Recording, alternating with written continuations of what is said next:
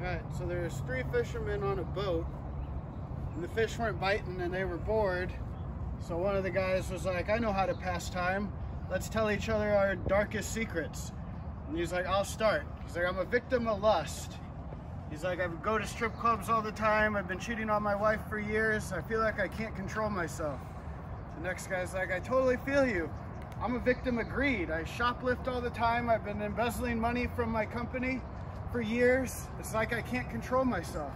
The third guy's like, I know what you mean about not being able to control myself. I'm a victim of gossip and I can't keep my mouth shut ever, and I can't wait to get back to shore. So the little theme to that joke is humans can't control themselves sometimes. We have vices.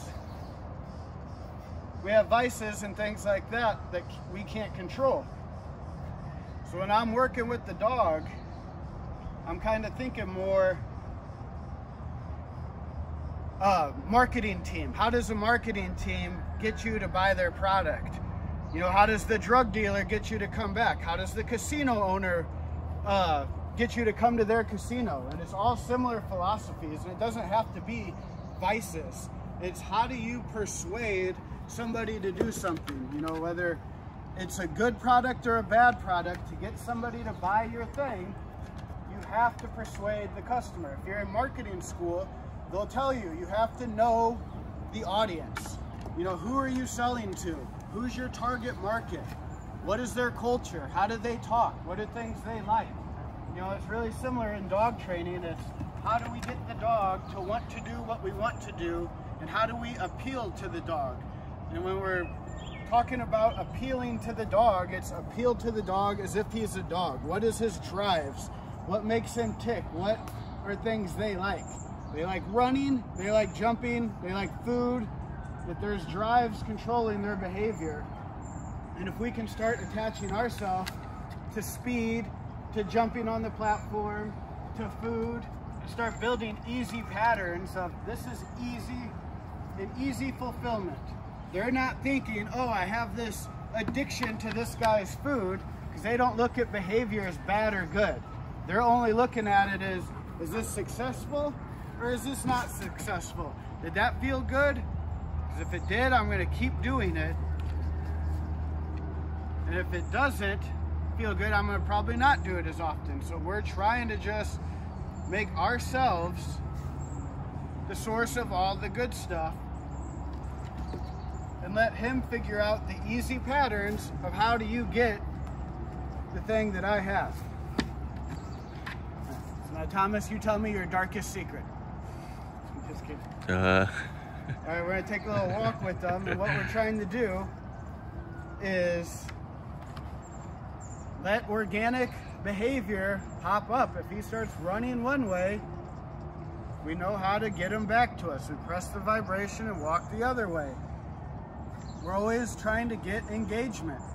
If we don't have engagement, we start walking the other way and try to build that engagement, trying to make ourselves the most interesting thing. That just like a marketing team, they're trying to speak to your subconscious. The more blatant they are about, please buy my product, the more lame, you know, the commercial or whatever is. They're trying to persuade you without coming off as too desperate or too demanding to buy their product.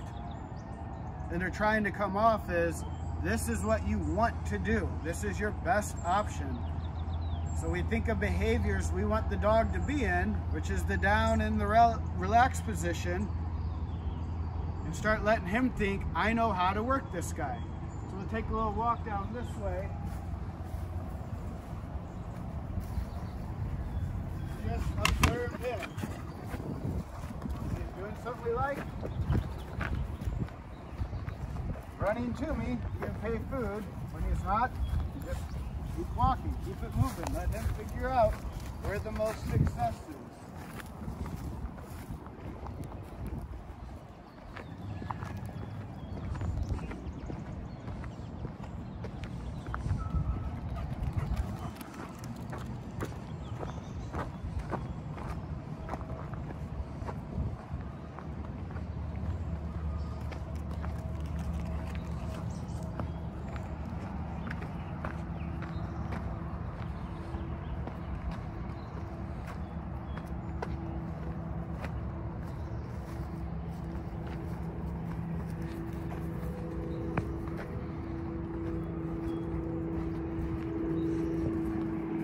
got the tractor up there, you're always kind of on the lookout for the dog of potential things that might get him in a drive. Usually something in front of him starts to get their attention. And that's where you're just always kind of on the lookout when you're up for him of things that might get his attention. And that bird right there, Maddox!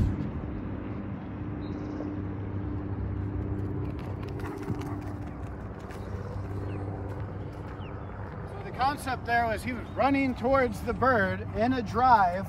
That would be like a prey drive of him running towards something. We were trying to use the vibration to get his attention of what was that, call his name, and move the other way.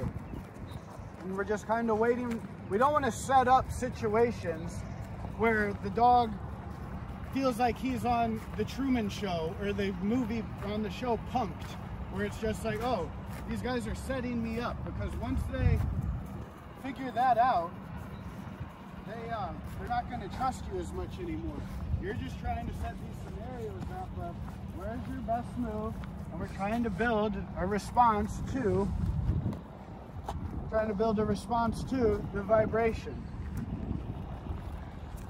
So again, here's the bathroom. It's usually an easy time for me to get a little distance. That distance is going to equal speed. That speed is going to equal that felt good.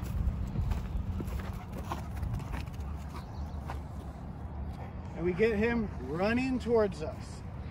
We don't want to force him to run towards us. The drug dealer never holds you down and forces you to do the drug. It's always, I have something for you, free samples. Doesn't even have to be the negative, like a drug dealer.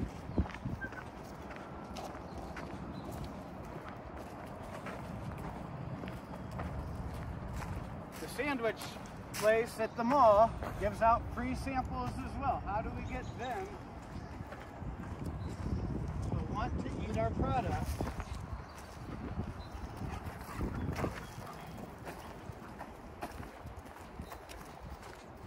Start recognizing our brand just with something good. Now we get some distance.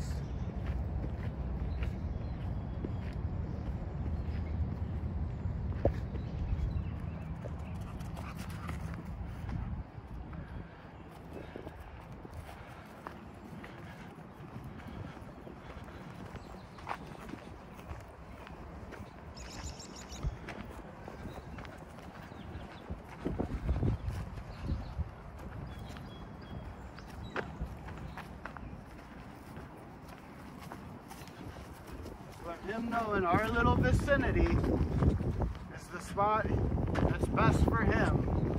To have an innate pack drive, kind of sticking with the group.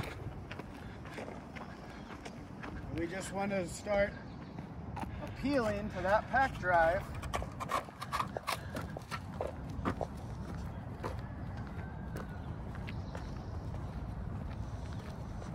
Letting him know we're worth his time to stick with us.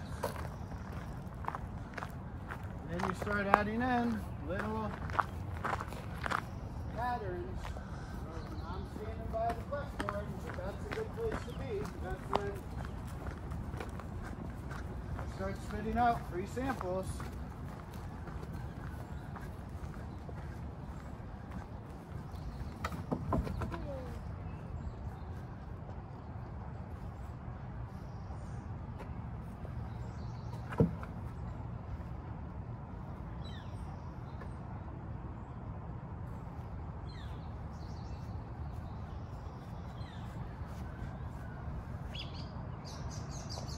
We let him figure out where the most value is.